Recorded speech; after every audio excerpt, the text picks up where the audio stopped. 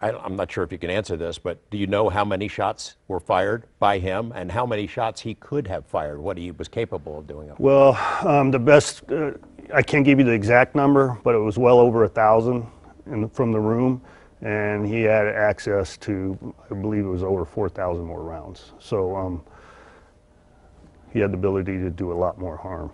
So. And probably intended to do that. That's what he wanted to do, use it all. Well, yeah, why would he have brought it to the room to just stack it up and look at? So I think it's important for people to understand that that because of our actions, and not just because he committed suicide, that all this stopped. I honestly believe that he believed the wolf was at the door, being us, LV and PD, and that's when he made that decision to take his life. But outside of that, if he had continued to shoot, we would have made entry on that door and engaged the suspect. A lot of conspiracy theories. It never seems to end. They're still being generated about what was really going on. Somebody was shooting from a helicopter, multiple shooters at other hotels. It was ISIS, it was Antifa. He was targeting this event because the country music fans are pro-Trump. I mean, you're not really a social media guy, from what I know about you. Are you amazed by the level of crazy stuff that pops up? Yeah, it is. I'm amazed at people's ability to cause this kind of disturbance. Amazed at people's mental state to post the stuff that they post. I'm just amazed at the conspiracy theories associated with this, and it's unfortunate. I think the internet is awesome. It's helped us. I think it's probably the most important tool in investigating in law enforcement in today's time, but it also has a negative effect. And these conspiracy theories and thinking that we're trying to hide stuff or we're conspiring together to hide stuff is ridiculous. Yes, we're expected to chase down all these ghosts. Like you described, and dispel these theories. Some of them need to be investigated. Some of them need to be put to bed. Some to ensure that we don't have another shooter or there was not a shooting anywhere else. But that's a normal part of an investigation. We can't spend our time chasing our tail with stories on the internet. The cruelest conspiracy theories are the ones that popped up immediately, that always pop up in these mass shooting incidents. It's a false flag. It didn't really happen. These are actors pretending to be dead people. And then we saw a report a few days ago that some of the people who survived, who were injured, wounded, are getting death threats for perpetuating this hoax. Right. It's outrageous. Yeah, it is outrageous that somebody would even present that. I've told some people, I probably shouldn't tell you this, but I wish I could locate some of these individuals or have them present themselves to me personally, and I'll show them what happened out there, because it's terrible, because there's groups that follow each other. You present this, and then you have people that believe it, and then they all gang up, and then it's all a conspiracy. It's troublesome that you have to deal with that kind of people in society. ISIS puts out a statement right after it happens. Oh yeah, he's one of our guys, fueling the fire. It just seems to be they were taking advantage of the moment. There is no ISIS connection, is there? We have not found one. We haven't found any radicalization of the suspect. No affiliation with any terrorist organization, so none of that has been proven. No political beliefs of any kind really identifiable at all? No, the only thing that we're aware of, he did make a statement, and I don't know who it was too, that he was happy with Trump because the stock market was doing well. But that's the only thing that we have seen anything reference politics. Any religious beliefs? I know, the girlfriend is from the Philippines, a Muslim country. People were wondering if that was the connection. Yeah, whether she was radicalized and eventually radicalized him, or whether he made a trip out there and went through some training or indoctrination, but none of that's been proven. Some of the conspiracy theories deal with you. And you're in league with the MGM. We got a clip from one of the news conferences where you testily responded to that. We can play that video. There is no conspiracy between the FBI between LVMPD and the MGM. Nobody is attempting to hide anything. I think by that point you were getting a little bit fed up Right. with those news conferences. Yeah, it's and I stand by exactly what I said there. That isn't something that was said without knowledge. That was based on knowledge at that point, and still, I'll say the exact same thing. There is no conspiracy out there for us to conceal anything, to hide anything. You know, people are frustrated, George. People are frustrated. Hey, what is the reason why? And just like I am, I'm frustrated too. What is the reason why? Why would this individual take it upon himself to cause the worst mass shooting in our lifetime without reason or cause or understanding? And we haven't gotten that answer yet. So like I told you earlier, I hope they do find something in the autopsy that would cause some sort of trigger point. But you know, there's still some investigating to be done. We're not done with the investigation by any means. We've come a long ways since October 1 in the investigation. There's some more information that the public will be privy to at a later date. But the answer to the trigger point, we still don't have it.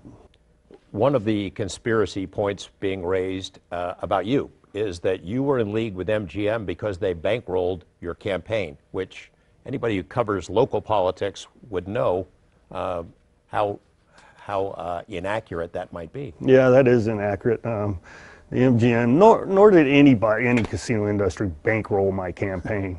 There are donations associated with the casino industry in my previous campaign, but the MGM was absent during that time. So I guess that's the best way to say that. MGM did not donate. No, they supported the individual that ran against me, and but that doesn't cause me to all of a sudden get together with the FBI and say, hey, let's do a conspiracy against the MGM because of that. That's ridiculous. They're still our community partners. They have, you know, 35, 40,000 employees that live in our community, and it's my job to provide them safety. And so that's ridiculous, absolutely ridiculous. Jesus Campos has been through a lot, not only being shot, but he's been inundated by media folks showing up at his house, banging on the door, and he decided to withdraw, to make himself unavailable.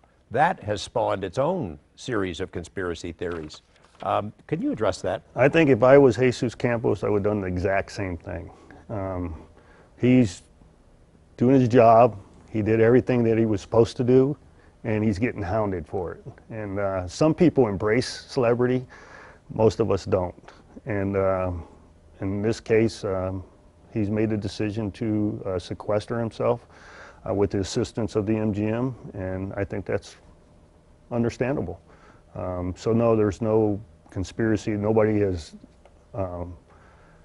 swept him away, you know, to hide him.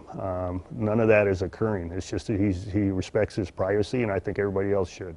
I mean, he didn't know what he was getting into when he went up there. No. But he did save lives. I mean, yeah, he did. It's unfortunate. I mean, actually, you can look at it both ways. It was unfortunate he encountered the suspect, but it was fortunate he encountered the suspect because it enabled us to locate him a lot quicker.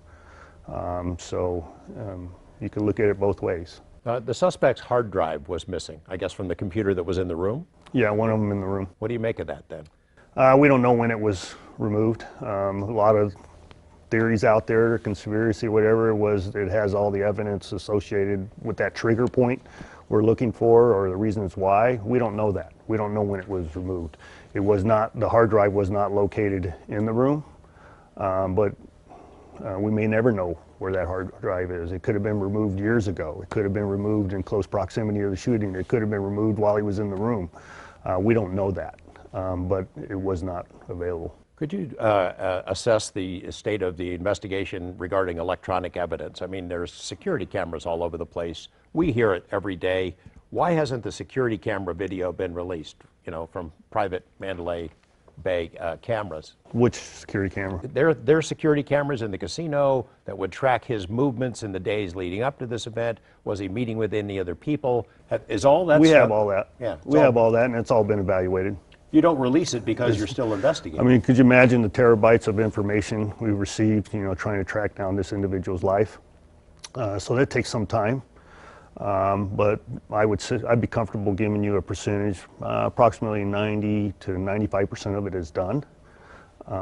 So we're still evaluating, like I said, and it's still an ongoing investigation. And I had said earlier publicly, and I'll stand by it, that he wasn't seen in the presence of another individual. There was stories out there that there was a blonde lady, and then there may have been somebody else helping him. And, you know, that we had a whole bunch of different theories or people that were sided with him, and none of that has been proven true in our evaluation. Room service for two? That was one of the reports? Well, there was food on the tray that had the cameras on it. There was more for more than one person, but my understanding, there was never a second person seen or located. So he just liked to eat, probably. Let's talk about dealing with the media. You know, in the interests of transparency, you hold multiple news conferences over the course of a couple of days. It becomes clear that you're stretched pretty thin. You and everyone around you is stretched pretty thin. At one point, I don't know that you've ever had to deal with a horde like that was shown up there and some of the kinds of questions that were being asked, but we got one exchange that I want to play now. I appreciate what you're saying, Ken. Ma'am, that's not how we conduct this service, okay? If I'm presented with a question, that's not how I conduct press conferences, ma'am. Please stop asking your question. There's a decorum that we have here, and I will finish Mr. Ritter's question. Mr. Ritter's question was the same question that she was asking. Right, but she wanted to be the one that presented it. This is my understanding. She wanted to be the one to present it, so it looked like she broke the news. But Mr. Ritter had the exact same question, and so and that's one of the people out there that's trying to beat me up on out there in the media world. But it's important. It's ironic, or it's funny that as soon as Mr. Ritter completed his question, I turned to her to listen to her question, and she wasn't there. So this breaking news that we had hidden and then she was able to find out is absolutely false. So you never really dealt with that kind of a scene before. No, I didn't. I mean, you know, I really appreciate the local media. I deal with them, you know, several times a year, and we have a pretty good relationship, and people understand through my history and how I like to conduct myself. I'm very transparent. And I'll get to the question when presented, and I think there is a certain decorum that needs to take place. People yelling on top of other people is unacceptable. So. For a story this big, you've kept a pretty good lid on it in terms of leaks and information that gets out that's not supposed to. I mean, you shared a lot of stuff in these news conferences and others of your administration, but you've kept the leaks to a minimum, except for these photos that came out of the crime scene. What happened with that? Right. Well, we're still going through that investigation, and you're right. I was actually surprised because, you know, during a critical incident of this magnitude, I get reached out to, and I reach out to people. You know, people reach out to me in support and advice and information, and when the people I'm talking about are other police chiefs. And one of the statements presented to me was they were surprised how little information has gotten out. And I was the opposite. I was surprised how much had gotten out, and I was frustrated by that. But I said publicly that there would be an investigation done associated with that, because I think it's inappropriate that, you know, in the early throes of this, that evidentiary photos get out to the public space that could, you know, either hinder the investigation or slow it down, or cause people to be harmed as a result of it. But so there's a thorough investigation being conducted internally, both with us and with the FBI. You have not identified who did it yet? No, we may never. You know how that is. It gets pushed to 50 different peoples at different points, and you don't know. You don't know how it happens. But at this point, we haven't been able to determine. The personal side of this, where you were when you got the call, and who called you? I was at the Venetian having dinner with some guests from out of town. My phone started going off, And I thought usually when it does go off like that, it's usually some critical incident like an officer-involved shooting. But when I went to address my phone, Bill Young, former sheriff, was calling me, and I answered his call, and it was close proximity to the other calls. And he had been contacted by his daughter, who was attending the event, and was seeing if I had any information that would help him locate his daughter. And I obviously couldn't convey the information to him because I didn't know it, so I immediately started making all the calls and responding to the scene in close proximity to that. You go to the scene, describe what you see. Well, it's chaos. It's obviously chaos, and I'm listening to the radio traffic, and I'm ensuring that what we as a police agency are supposed to do, or we are doing it. And if is it because of lack of resources, it's my job to get the individuals on the ground the resources in order to get the job done. And that was being done. The radio traffic is obviously chaotic, you know, but what I could see was my folks were evacuating the attendees of the concert.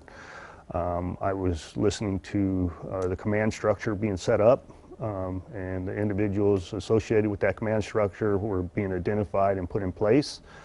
And so I became aware at that point that some of my officers had been injured, and I thought it important for me to go to the hospital to see their status.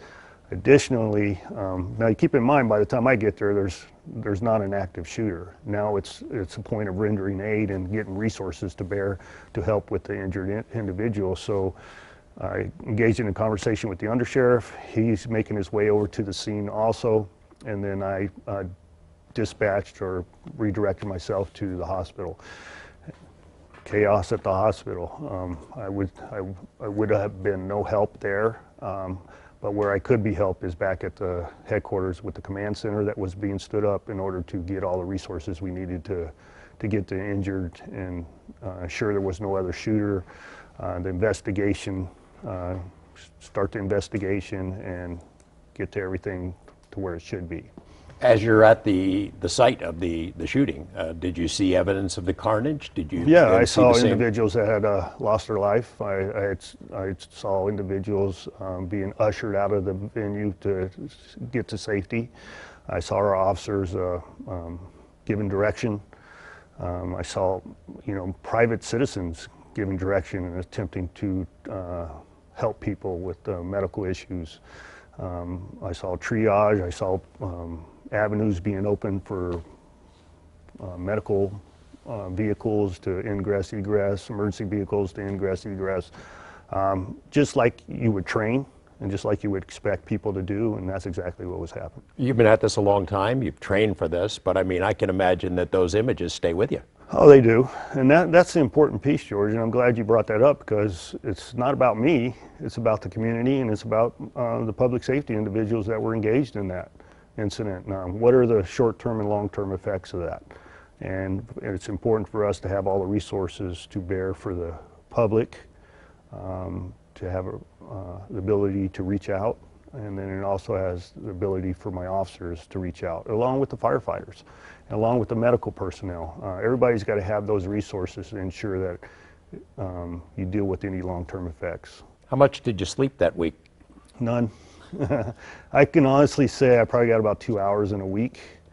And that wasn't because I didn't have the ability to, I have people helping me or you know, delegating. It wasn't because I was trying to bear the world on my shoulders. It's just, you know, you're dealing with it. Things are running through your mind and you want to ensure that you're getting everything done that you possibly could. I know for us, we're all covering it, scrambling around trying to get the story. We're not on the scene as you and your officers were. But it was almost surreal, and it went on for days. You know, then the president comes in the middle of this thing, and the investigation is underway, and there's news breaking every day as new information is learned. It was like it was a movie or happening somewhere else, and it was the delayed reaction. And it was for me. It was like 5 days later when it hit me. Is that how it was for you? Yeah, I agree with your description for you. It was the same for me, and you know, fortunately, minus all the unfortunate event that took place is we believe we didn't have an outstanding suspect. The main suspect involved took his own life. So we weren't out searching. It wasn't a manhunt per se. Granted, we were doing everything possible to identify any other players, and so you have that haste or that priority associated with it. But as far as somebody shooting up the place and went and hid, and we knew there was somebody else that went and hid, that wasn't taking place. But you said it earlier, and I believe the number today is right around 564 injured. We have to deal with all that. And then obviously the 58 individuals that lost their lives and the families. And, you know, and let's not forget, I had one of my officers that was attempting to save lives during the concert and lost his life. And, you know, I had that officer's funeral to deal with. So there's a lot of different things that you have to manage. And I think it's important as a leader of an agency that you rely on your people to help you with that. And they did a fantastic job. There's a moment. There's a very human moment that happened at a news conference, and I'm not sure how you're going to react to seeing it again now, but we're going to play it. And do you have to? Samuel Whitwer. Excuse me for my emotion.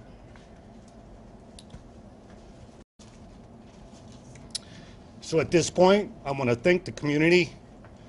I want to thank you for letting me be your sheriff in Vegas Strong. So it catches up to you right about I love that that point. picture of Brady. Yeah. So. Your guys had said, hey, we want to come back to work. Right. You know, we obviously have people that are not working as a result of the event, but the majority of our workforce is standing strong, and they wanted to go right back to work, even the ones that are injured. I talked about Brady Cook, you know. So there's a lot of individuals like that. They want to go back to work and do what they were hired to do. So I think it's important for people to realize that. So. You know, an event like this, you've been involved in some big stuff before. That whole Bunty scenario, Right. You were out there on that, and that could have gone sideways at any moment. It could have gone bad, but this thing leaves a scar. It leaves a scar on the city and the community and your officers and on you. Yeah, you know, right at the end of that thing, you know, it's Vegas Strong. That's what's amazed me in this whole thing, George, is Vegas is stepped to the plate.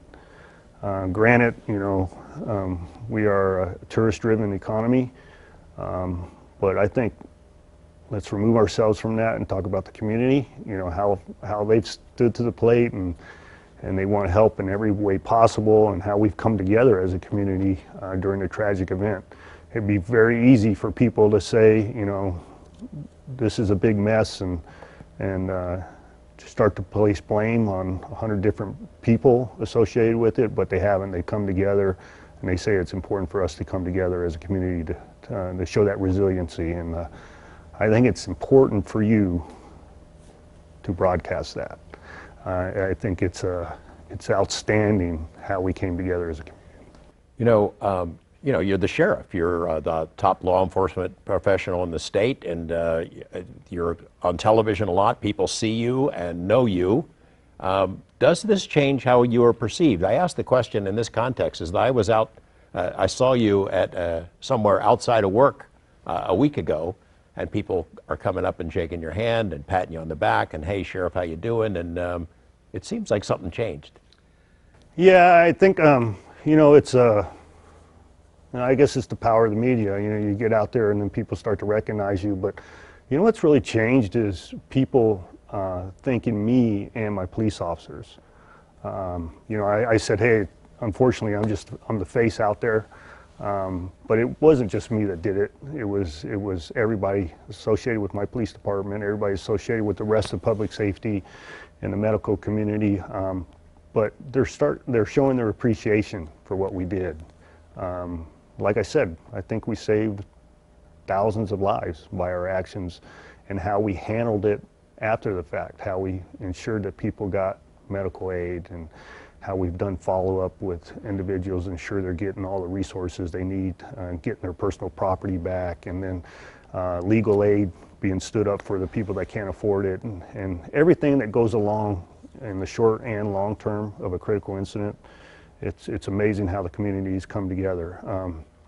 As far as me personally, I would never use the word celebrity, and I can't stand, I just don't want people to use that with me. It's just, I happen to be the face of a tragic event, and I'm happy to be the sheriff, you saw in the video, and I thank the people for giving me that opportunity. What you and I have spoken about active shooter, terrorist attacks, these kind of scenarios. Metro has planned for this for a long time, and each time there's an incident internationally or nationally, you evaluate it and you learn from it and you try to prepare for it here. What do you learn from this? I mean, this guy found a tiny little niche, a tiny little crease. What do you learn from it? Are you already changing plans and trying to evaluate how to prepare for the next one? Right, you know, you're absolutely right. You have to check your ego, per se, and you got to say, hey, is there something we can learn from this? And we've started that in immediately after event. Is there something we need to change in the security profile of our community, in the casino industry? So in close proximity to the event, I met with all the corporate security chiefs of the casino industry to start spitballing those ideas. There's a lot of things they can do internally, a lot of things we can do as a police department. So we're working out all those nuances. You know where we creates a problem for us, per se, is we're hospitality. You know, we don't want to intrude on people's hospitality, and that's the business we're in, but the world has changed. It has nothing to do with Las Vegas. It has nothing to do with any other hospitality industry. It's the world has changed, and we have to change along with it. So to inconvenience an individual for security measures, I think it should be acceptable by the general public. We have a lot of big events here. We have all kinds of big events. I mean, there might be 5, 6, 8 on a given weekend, and a lot of high-rise buildings. Right. How do you stop people from doing this? Well, that's why it's important. Like, you know, when we went to Mumbai, let's go to New York City and see how they do it. Reference Times Square. You know, do they have this? Excuse me. Do they have the same concerns? Let's reach out to our partners and receive that information. But in the immediate, we have to adjust our profiles because we're not going to stop the economy, and we're not going to not do events. So we have to ensure that people are comfortable when they attend the events, and we have to ensure that we're doing everything possible that we can do. So there's different things. You can do overwatch, you can have quick response forces standing by. There's a lot of different avenues to go, and I want to assure the public that we're already doing them. We're not waiting to evaluate, but in the short term and within our resource ability, we are doing that. This is not the bad guy that you expected. I mean, you've been preparing for other kinds of bad guys, terrorist organizations. Are they encouraged by something like this? Does it teach them something? That attack could still happen. I mean, you've been saying it for a long time that it... Yeah, I mean, it's unfortunately, we have a copycat society when you talk about critical incidents, and but we're going to do everything in our power to prevent that.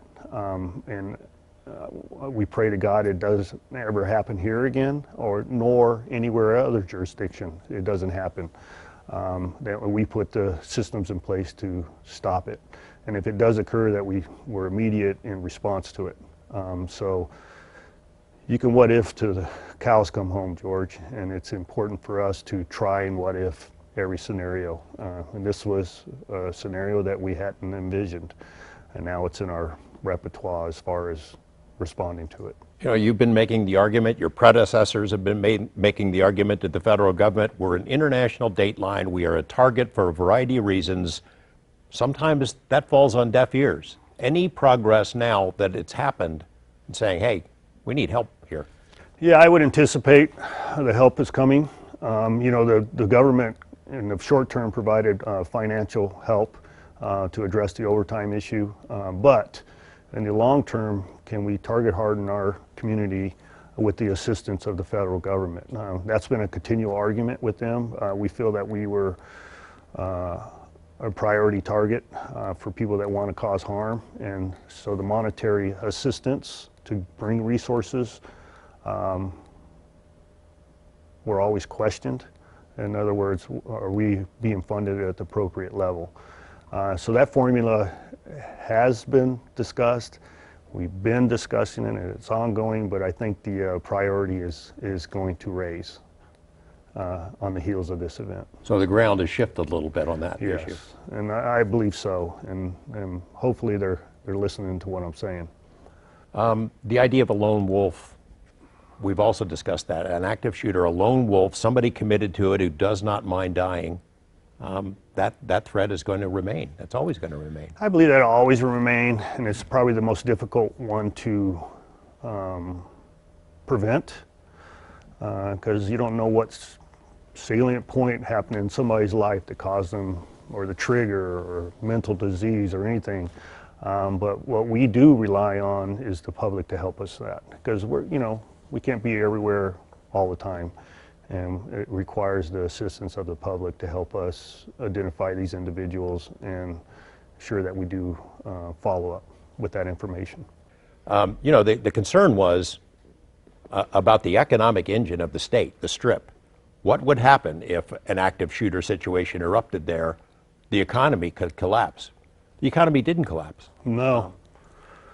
I think it's fantastic. It shows you, the American public, we can't let terrorism win. And granted, this guy hasn't been labeled a terrorist yet. I don't care what you say. I could use that label for this individual. He's dead and gone. But we can't let them win, no matter what the label is. And I think it's important for people to move on with their lives and continue to do what they want to do for us to succeed. Once we start giving in, and that's where they feel they're accomplishing what they want to accomplish. We saw it on the faces of these national media people who are in town doing stand-ups out there on the Strip night after night, 5 or 6 times a day. And slowly over the course of that week, it dawns on them that Las Vegas is a real community, like they didn't realize we were a real community before. And they're astonished at the reaction. Las Vegas didn't miss a beat. Got up, dusted off, and got to it. The blood donations, the financial donations, offering to help in so many ways. It's astonishing. Yeah, it is astonishing, and I'm glad you bring that up, because it's important for us to talk about that too. Not just about this individual and the carnage that he caused, but how the community came together, how well entrenched the Las Vegas community has become. And I like to use that word community. We were considered a transient community forever and ever, and now we're considered a real community. It's funny where you still get people, even to me, they say, well, where do you live? Do people actually live in Las Vegas? Yes, people live in Las Vegas. We do a lot more than just go to casinos or run casinos. It's a real community. It's very diverse, and it's evident because a lot of individuals that retire from the police department move in close proximity to retire, and then they all end up back here. And they don't understand how vibrant and robust and enjoyable this community is. It's a terrible incident. It'll leave permanent scars and certainly has, destroyed a lot of people's lives and families. But there is some good that comes out of it, in terms of our community and how it rose up. Yeah, you try to see some of the silver lining. It's very difficult in a situation like this, but how we rose up is the silver lining. And how we'll continue is the silver lining, and how we make adjustments because of it is the silver lining. And I think it's important for people to see that outside of Las Vegas. My concern is the people in Las Vegas and their safety, but I think it's also my concern that people outside of Las Vegas understands this is a great community, safe community, and it's a great place to visit. Anything else you want to say to people about the ongoing investigation or the incident? Well, I don't want to get lost in the injury numbers. I believe I gave you 564. That is the current number, but out of that 564, 5 individuals are still in the hospital. Out of that 564, there's people going to have lifetime injuries, and then the people that are still in the hospital means they have grave injuries, and it's important for everybody to not lose sight of that and continue to support those individuals, and to continue to support your law enforcement and the first responder community. Have you noticed, I'm sorry, one more, among your officers who dealt with it, who were there on the ground, you have to keep an eye on them. Are they emotional impact, long-term impact? Yeah, obviously you do. I mean, they know what they signed up for, but they didn't sign up for addressing 58 dead individuals and 500 plus injured people at a music venue. Nobody can prepare for that, and nobody can understand the long-term effects of that. So it's important for me, especially as the head of the agency, to bring the resources to continue to help them, to keep our eyes on them, and give them all the opportunity to succeed, and not to sequester themselves and deal with it through other means like alcohol or things like that. So I think it's important for people to understand that. It's going to take us a long time to heal in the public safety community, but as far as the community of Las Vegas, we're moving forward. Thanks, Sheriff.